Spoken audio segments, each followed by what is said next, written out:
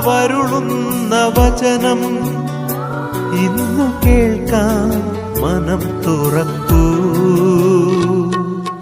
മനസ്സാകും വയലേലകളിൽ നിന്നും ഈശോ മിശിഹായിക്ക് സ്തുതിയായിരിക്കട്ടെ. കർത്താവരുളുന്ന വചനത്തിലേക്ക് നിങ്ങൾക്ക് ഏവർക്കും സ്നേഹപൂർവ്വം സ്വാഗതം. ഇന്നത്തെ വചനവിചിന്തനം വിശുദ്ധ ലൂക്കായുടെ സുവിശേഷം 12-ാം അധ്യായം 13 മുതൽ 21 വരെയുള്ള തിരുവചന ഭാഗമാണ്. ഒരു ധനികനായ മനുഷ്യൻ തന്റെ ജീവിതം മുഴുവൻ സമ്പാദിച്ചു. വലിയ വീട്, ധാരാളം പണം, കൃഷിയിടങ്ങൾ, ബാങ്ക് നിക്ഷേപങ്ങൾ എല്ലാം അവനുണ്ടായിരുന്നു. ഒരു ദിവസം അവൻ തന്റെ മകനോട് പറഞ്ഞു, മോനെ, ഇനി എനിക്ക് സന്തോഷമായി ജീവിക്കാം. ഇനി എനിക്ക് ഒന്നിനും കുറവില്ല. മകൻ ചോദിച്ചു, അപ്പാ, ഇത്രയും വർഷം നിങ്ങൾ എന്തിനാണ് ഇതെല്ലാം സമ്പാദിച്ചത്? അവൻ പറഞ്ഞു, നമ്മുടെ ഭാവിക്ക് വേണ്ടി. അന്ന് രാത്രി അപ്രതീക്ഷിതമായി അവന് ഹൃദയാഘാതമുണ്ടായി.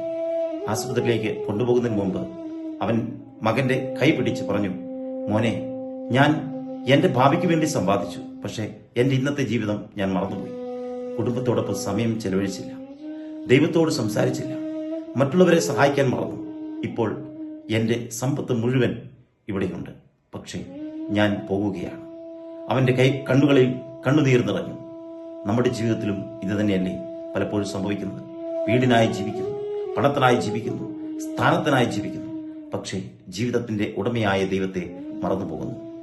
വചനവിചിന്തനം: യേശു പറഞ്ഞ സമ്പന്നന്റെ തെറ്റ് സമ്പത്തുണ്ടായത് അല്ല, സമ്പത്ത് തന്നെയാണ് തന്റെ ജീവിതത്തിന്റെ സുരക്ഷയെന്ന് അവൻ കരുതിയതാണ് തെറ്റ്. അവൻ പറഞ്ഞത് ശ്രദ്ധിക്കുക: എന്റെ വിളവുകൾ സൂക്ഷിക്കാൻ വലിയ കളപ്പുരകൾ പണിയും. എന്റെ ആത്മാവിനോട് ഞാൻ പറയും, ധാരാളം നന്മകൾ നിനക്കായി ശേഖരിച്ചിരിക്കുന്നു. വിശ്രമിക്കൂ, തിന്നുക, കുടിക്കുക, ആനന്ദിക്കുക. പക്ഷെ ദൈവം പറഞ്ഞു, ബുദ്ധിഹീന, ഈ രാത്രിയിൽ തന്നെ നിന്റെ ജീവൻ നിന്നിൽ നിന്ന് ആവശ്യപ്പെടും.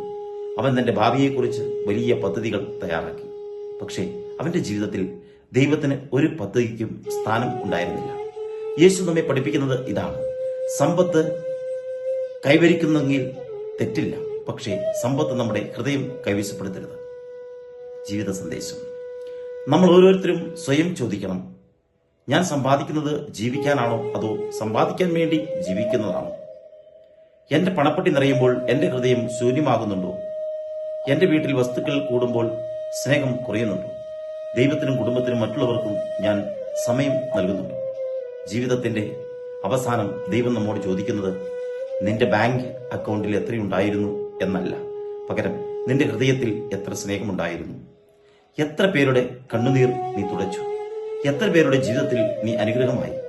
എന്നോടുള്ള നിന്റെ ബന്ധം എങ്ങനെ ആയിരുന്നു എന്നായിരിക്കും. അതുകൊണ്ട് ഭൂമിയിൽ സമ്പത്ത് ശേഖരിക്കുന്നതോടൊപ്പം സ്വർഗത്തിൽ നിക്ഷേപം, ഒരു നല്ല വാക്ക്, ഒരു കാരുണ്യപ്രവൃത്തി, ഒരു ക്ഷമ, ഒരു സഹായം, ഒരു പ്രാർത്ഥന, ഇവയാണ് ദൈവസന്നിധിയിൽ യഥാർത്ഥ സമ്പത്ത്. നമുക്ക് പ്രാർത്ഥിക്കാം.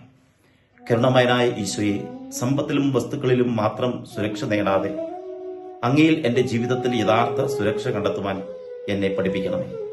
എന്റെ ഹൃദയത്തിലെ അത്യാഗ്രഹം നീക്കണമേ. എന്റെ സമ്പത്ത് മറ്റുള്ളവരുമായി പങ്കുവയ്ക്കുവാനും എന്റെ സമയം സ്നേഹത്തോട് നൽകുവാനും ഓരോ ദിവസവും അങ്ങയുടെ സന്നിധിയിൽ വിശ്വസ്തനായി ജീവിക്കുവാനും കൃപ നൽകണമേ. ആമേൻ. നമ്മുടെ കർത്താവ് യേശു മിശിഹായുടെ കൃപയും പിതാവായ ദൈവത്തിന്റെ സ്നേഹവും പരിശുദ്ധാത്മാവിന്റെ സഹവാസവും നാം എല്ലാവരോടും കൂടി ഉണ്ടായിരിക്കട്ടെ, ഇപ്പോഴും എപ്പോഴും എന്നേക്കും. ആമേൻ. ദൈവം നിങ്ങളെ അനുഗ്രഹിക്കട്ടെ.